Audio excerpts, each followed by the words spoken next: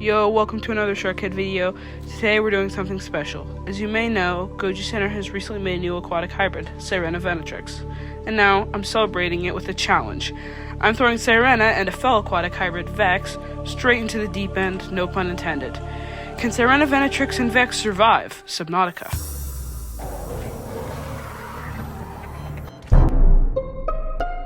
First we have the Sirena Venatrix, created by Goji Center. Now, I don't want to go too in detail, because if you really want to know, just watch their vids about them. Link in description. Anyway, Sirena Venatrix is a 7-meter long aquatic hybrid with echolocation, disco slime, and insane bite. Next, we have Vex, created by Goji Guy. Vex is an 8-meter long aquatic hybrid with darting speeds, glass fins, and a nasty bite.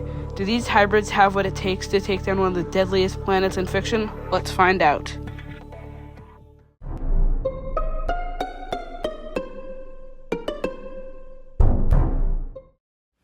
Vex and Sirena drop into the safe shallows, extremely confused by the flora, coral, and huge spaceship.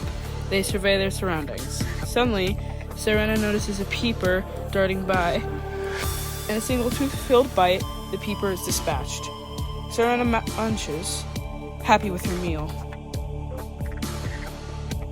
Meanwhile, Vex is exploring through the underground caves when she hears it.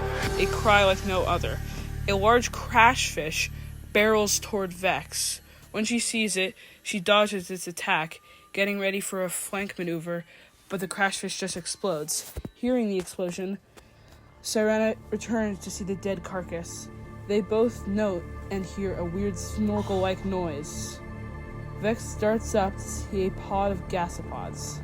Perfect prey. The colossal manatees from Call of Duty are swimming slowly. Sirena mauls one to the ground. Vex falls up, her sharp teeth tearing into it. The gasopod is dead before it even knows what happened to it. The safe shallows are cleared, little to no difficulty.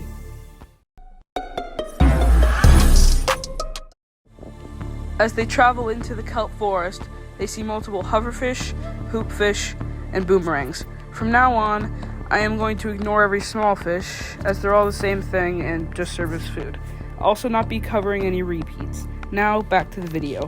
Patrolling the kelp forest, Sirena clicks and sees it. Using her excellent echolocation, Sirena has located a shape coming behind it. The stalker dives down, roaring like a bear. Sirena releases blinding slime into the face of the stalker and turns its toothy maw right into its side. The stalker bites back, but it's not enough. It bleeds to death right there. The kelp forest has been cleared, with no significant threat in the waters. With no difficulty, Vex and Sirena move on. As the duo traverse into the grassy plateaus, Sirena feels a sharp pain going through her fin. She looks at her fin and sees a biter latching on. Vex carefully bites off the annoying little prey. As they circle the area, they hear something similar to an air horn. They look up and see a reef-back leviathan, a massive beast too large to effectively take down. Vex and Sirena would just ignore it, using it as a cover to ambush smaller fish. Next, they encounter their deadliest creature yet, the sand shark. Swimming at 3 meters long and covered head to fin in armor, it seems like an unwinnable matchup until you look deeper. The sand shark is stupid with no accuracy, and Vex is smart with pinpoint accuracy. Vex tackles it to the floor, ripping into its soft underbelly. Sand shark is killed. It didn't really put up a fight. The grassy plateaus are cleared, low to mid difficulty. Before we get into the next biome, I just want to ask you to subscribe. This video took so long to make, so please subscribe and comment on what you want another video to be. Anyway, back to the video.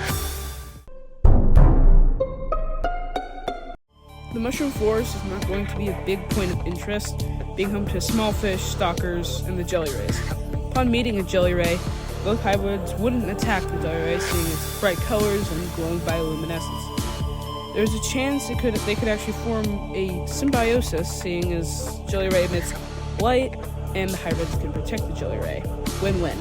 With mid difficulty, the duo moves on. Coming down from his magical tree, he is real, don't you frown. As Sirena and Vex dive into the caves, they hear the disgusting roar of a crab snake. One of them dives at Sirena, who dodges, but the crab snake isn't done. It latches onto Sirena, digging its fangs into her side, but Sirena releases the slime straight into the mouth of the crab snake, making it reel back. Both Sirena and Vex use their teeth to rip apart the crab snake to bits. With mid-difficulty, the hybrids move on. She's a steel, super nice, solving all my worries. It's a seal. As Sirena and Vex travel into the bulb zone, they are unaware that they are about to face their toughest challenge yet. As they dart through the deep water, they hear a roar, a bone shark. A 10-meter-long, heavily armored, psychopathic predator. Sirena uses her piercing bite to bite onto the tail of the bone shark, barely piercing the exoskeleton and hurling the bone shark into the ground. As it gets up and circles back to charge, it's pounded into the sand by Vex. The bone shark flees. And upon going deeper, Sirena and Vex see an ampeel. These 20-meter monsters are not worth messing with. Seeing this, Sirena escapes and Vex follows. With mid to high difficulty, Vex and Sirena move on. How to feel, turn around, now you're feeling dreamy. The Deep Grand Reef won't be an area they go often, seeing there's an 11-meter squid that patrols here. It will be difficult to beat. Hold on, let me get into my matchup list. As Sirena and Vex glide through the deep waters, they see a glowing giant squid. The crab squid, at 11 meters long, is difficult to attack, but difficult is Vex's middle name. Vex dive bombs the crab squid, ripping into its vulnerable head. It tries to grab Vex's fins, but it can't seat them. In overwhelming pain and confusion, it quickly bleeds to death. With high difficulty, Vex and Sirena move on. To steal, super nice, solving all my worries. It's a seal. Break it down. Now I'm going to say it, this is not an area where they'd like to go. With nothing to eat, low depths, and ghost leviathans, this is quite literally a death sentence. That is all he could be. Now you may have a few questions, and I'm going to try to answer them. For example, why is there no Reaper Leviathans? Well, Reaper Leviathans live in biomes that they probably wouldn't go. The Crash Zone, the mountains, and the dunes. Also, the Leviathan would quite literally swallow them whole. Now you may be asking, what biome would they fare the best in? The kelp forest. Nothing can hurt them. There's plenty of food, and there's lots of areas for refuge, making it the best spot for them to hang out. And the last question you might have is, why didn't you include the lava zone? Well, simple for that answer is,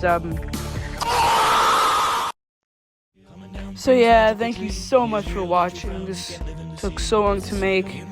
This is a way longer video than I was planning to make, but I had a lot of fun making it, so have a great day. Feels free as a bee. He is still not surprised that is all he could be. What was that?